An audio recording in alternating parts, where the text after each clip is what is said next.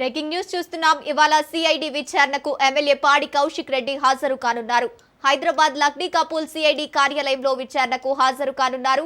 సమ్మక్క సార్లమ్మ జాతర బందోబస్తు సమయంలో రోడ్డుపై బైఠాయించి ట్రాఫిక్ కు అంతరాయం కలిగించారని కౌశిక్ రెడ్డిపై పోలీసులు కేసు నమోదు చేశారు. పోలీసుల విధులకు ఆటంకం కలిగించారని కౌశిక్ రెడ్డిపై పోలీసులు కేసు నమోదు చేశారు.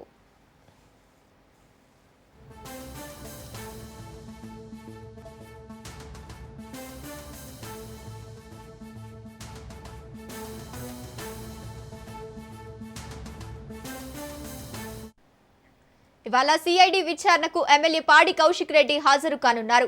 హైదరాబాద్ లక్టీ కాపూలు సిఐడి కార్యాలయంలో విచారణకు హాజరు కానున్నారు.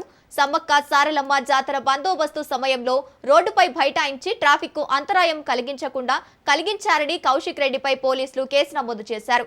పోలీసుల విధులకు ఆటంకం కలిగించారని కౌశిక్ రెడ్డిపై పోలీసులు కేసు నమోదు చేశారు. రైట్గా ఇదే అంశానికి సంబంధించి పూర్తి డీటెయిల్స్ మా ప్రతినిధి సునీల్ ఫోన్ ద్వారా అందిస్తారు.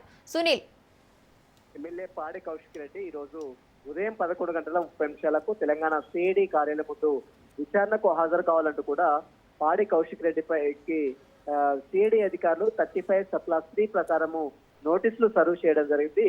ఇందులో ప్రధానంగా జనవరి 29వ తేదీన హుజరాబాద్ చౌరస్తాలో పాడి కౌశిక్ రెడ్డి సమ్మక్క సారలమ్మ జాతర సందర్భంగా అక్కడ జరిగినటువంటి కొంత తోపులాటతో పాటు అక్కడ చౌరస్తా దగ్గర ఆందోళన చేసినటువంటి పాడి కౌశిక్ రెడ్డిపై అక్కడ హుజరాబాద్ పోలీసులు గతంలో కేసు నమోదు చేసింది.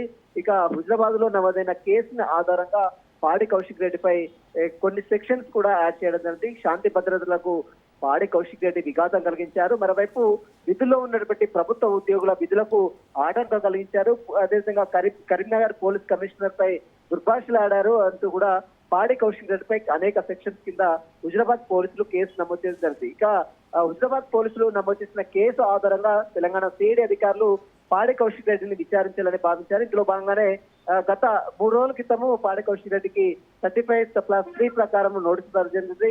ఈ రోజు లగ్డికప్పులో ఉన్నటువంటి తెలంగాణ సిఐడి కార్యాలయం ముందు విచారణకు ఉదయం 11:30 ప్రాంతంలో విచారణకు హాజరు కావాలంటూ కూడా పాడి కౌశిక్ రెడ్డికి సిఐడి అధికారులు నోటీసులు సర్వ్ చేశారు. ఇందులో భాగంగానే ఈ రోజు ఉదయం 11 గంటల ప్రాంతంలో పాడి కౌశిక్ రెడ్డి తెలంగాణ సిఐడి కార్యాలయం ముందు కూడా విచారణకు హాజరయ్యే అవకాశం. ఇక విచారణ సమయంలో తన దగ్గర ఉన్నటువంటి అన్ని ఎవిడెన్స్ అన్ని కూడా తీసుకురావాలని ఇప్పటికే తెలంగాణ సిఐడి అధికారులు పేర్కొన్నారు, నోటీసులో పేర్కొన్నారు. కాబట్టి మరోవైపు సాక్షులను ఎవరిని కూడా ప్రభావితం చేయడానికి వీల్లేదు.